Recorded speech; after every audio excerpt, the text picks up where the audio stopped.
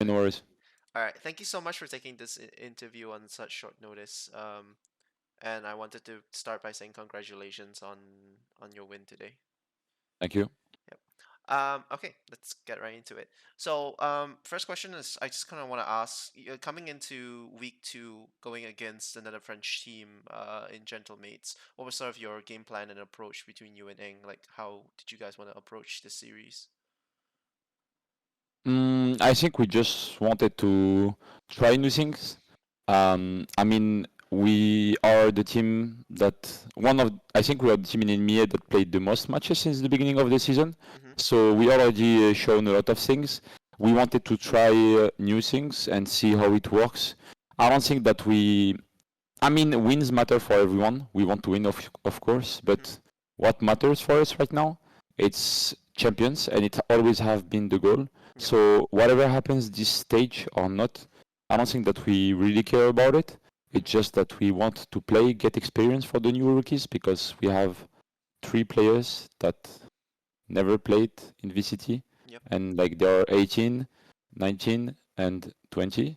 So we need to give them experience. We need to play a lot. We need to try things, and even though we lose, why we lost, and all these type of things. So I think our approach is always the same. We need to learn. Like I think, and by learning, you can win because you are trying things that you are confident in, and even though you never played them before, Yep. you can still win with it because you're still confident in your work and all the efforts that we put in. Mm-hmm. Okay. Could you speak a little bit on sort of your experience at Madrid and the learnings that you took back to EMEA from your time Yeah. in international tournament?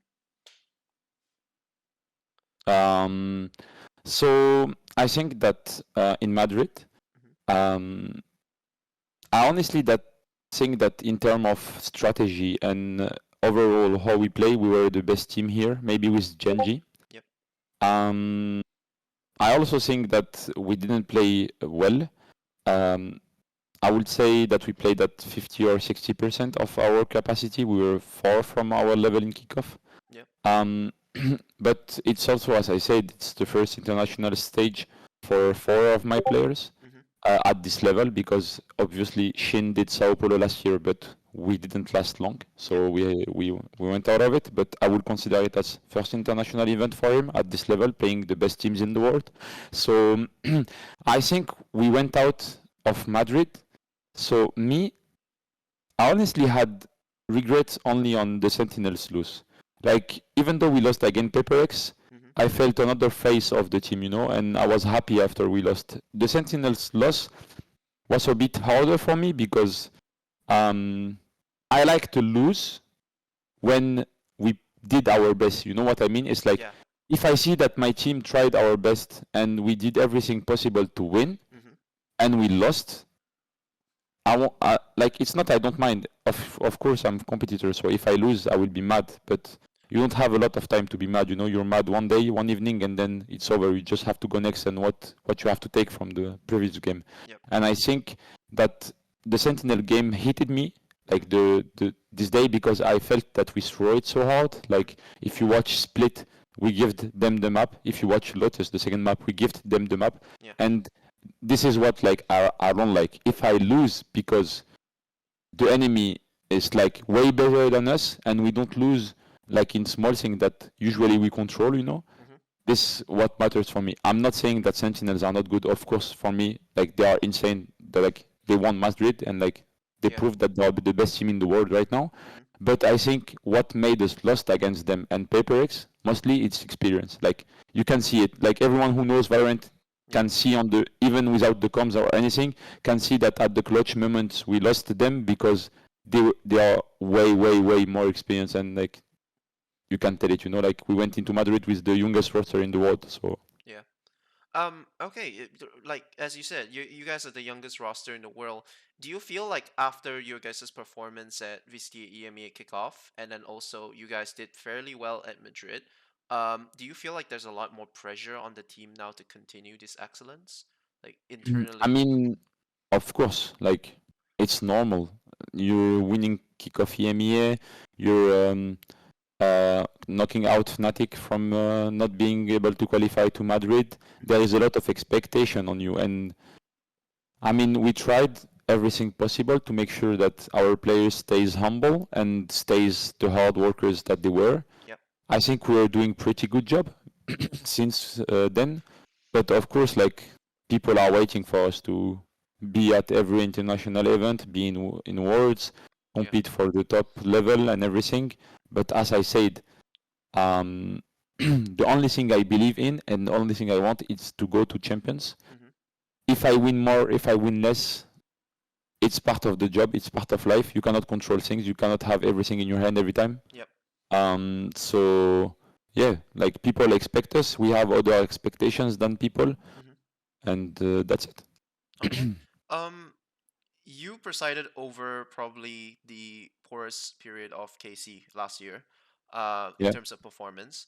But you guys have managed to turn it around in such an amazing way this year.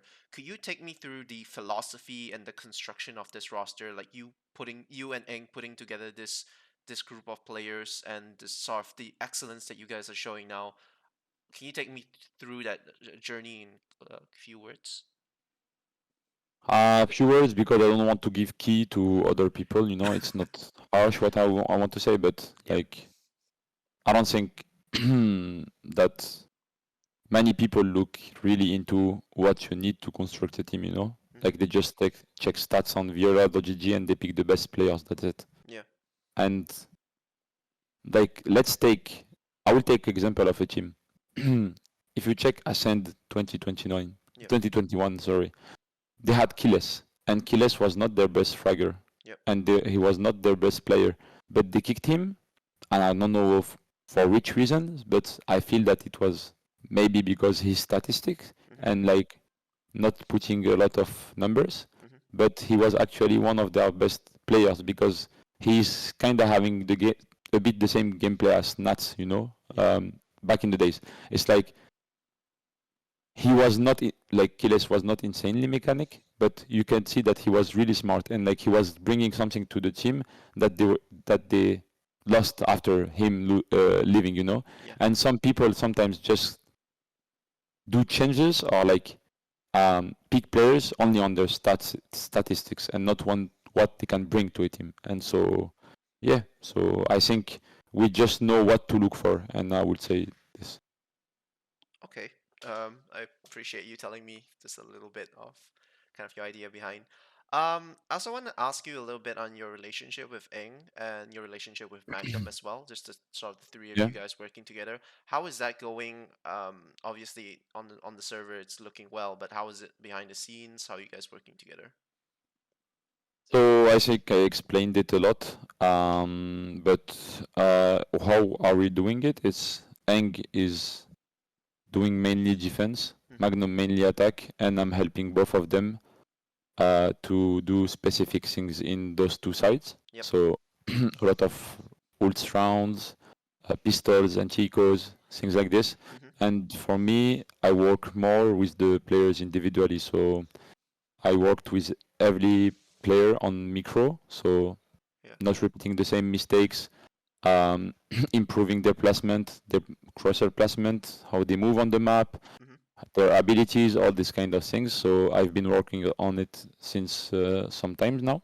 Yep. And for narrate case, it was not on micro, but it was more on macro. So I worked a lot. I think as I said it in the interview that I did with You did. VLR. Yeah. I said it that he's the player that I worked the most with, but it was to give him keys to understand how to co-IGL and like call mid round, sorry, Yeah. and call around himself around his role and what to do with it. And uh, yeah, I've been proud of what we did with Magnum, Engh, me, and let's don't forget UN, Yep. our performance coach, because he's doing insane job Mm-hmm. with a rookie team like this, being able to keep them like on their feet Yep. with such performance. I think like we need to give him props because also last year he was with Fnatic and we know the run of Fnatic last year. Yep. So he come with us and the first tournament we win it. I think there is no secrets, you know, like if you're good, you're good and that's it. Mm. I saw that interview you mentioned, and I remember reading and you saying that you were most proud of narrate and the work you did with him in throughout your entire career.